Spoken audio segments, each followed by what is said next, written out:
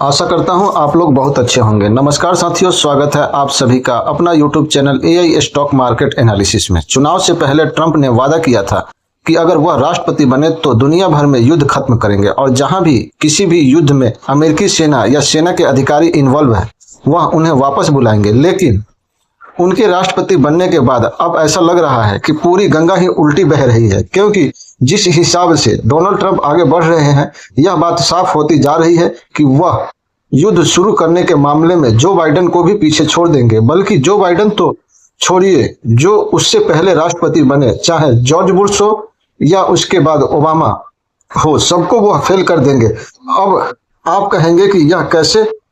वो तो अच्छा काम कर रहे हैं, यूक्रेन का युद्ध खत्म करवा रहे हैं, तो वो युद्ध शुरू कैसे करवाएंगे?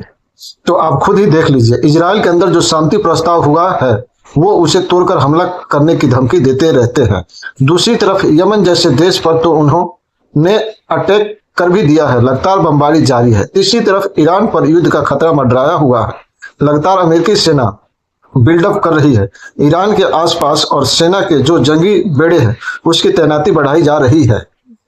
लग ऐसा रहा है कि किसी भी वक्त ईरान पर अटैक किया जा सकता है। लेकिन चौथा मोर्चा भी ट्रंप खोलते दिख रहे हैं। वेनेजुएला में दरअसल अमेरिकी राष्ट्रपति डोनाल्ड ट्रंप ने ऐलान कर दिया है कि वह वेनेजुएला पर भी अभी मैक्सिमम प्रेशर बढ़ाएंगे, जैसे कि उन्होंने ईरान के खिलाफ किया है।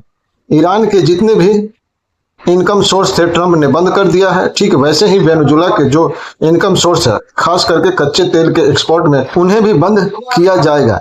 इसके लिए वो वेनेजुएला के जितने भी ऑयल एक्सपोर्ट है उन सब पर 25% तक का टैरिफ लगा रहे हैं। यही नहीं, दुनिया के उन देशों को धमकी भी भेजनी शुरू कर दी है जो वेनेजुएला से कच्चा तेल खरीदते हैं, इंक्लूडिंग इंडिया। जी हाँ, भारत एक बहुत बड़ा कच्चा तेल का खरीदार है वेनेजुएला के क्रूड ऑयल का।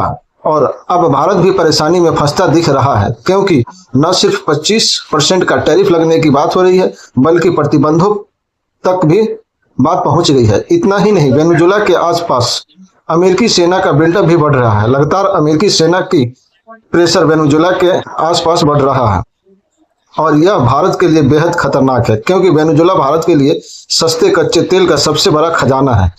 यहां तक कि रूस से भी ज्यादा सस्ता कच्चा तेल हमें वेनेजुएला से मिलता है। और पिछले कुछ महीनों में हमने रूस से अपने कच्चे तेल का इंपोर्ट घटाया है और वेनेजुएला से बढ़ाया है, जिस वजह से भारत में जो पेट्रोल डीजल है इनके दामों में भी हमें कंट्रोल में रख पा रहे हैं, वरना यह 100 से भी ऊपर चले जाते।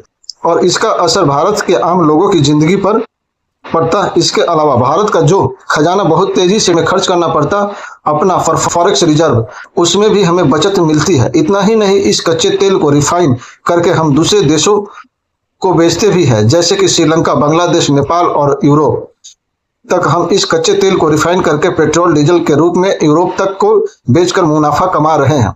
इस पर भी असर पड़ सकता है। इसलिए रिपोर्ट आई है कि भारत सरकार ट्रंप के इस फैसले को बहुत ही ज्यादा सीरियसली मॉनिटर कर रही है। लेकिन फिलहाल हम ट्रंप की धमकियों से डरने वाले नहीं हैं।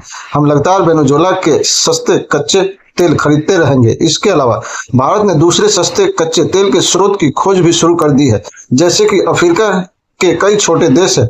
इसके अलावा रूस से भी बात हो रही है कि आप भी जो कच्चा तेल के दाम है थोड़े कम कीजिए। यानी भारत संकट से पहले ही जागरूकता बरत रहा है और आने वाले संकट की तैयारी में लगा पड़ा है, क्योंकि कल को बात अगर प्रतिबंधों तक पहुंच गए, क्योंकि ट्रंप का माथा कब फिर जाएगा किसी को नहीं पता। बहुत ही अनपेकेबल आदमी है।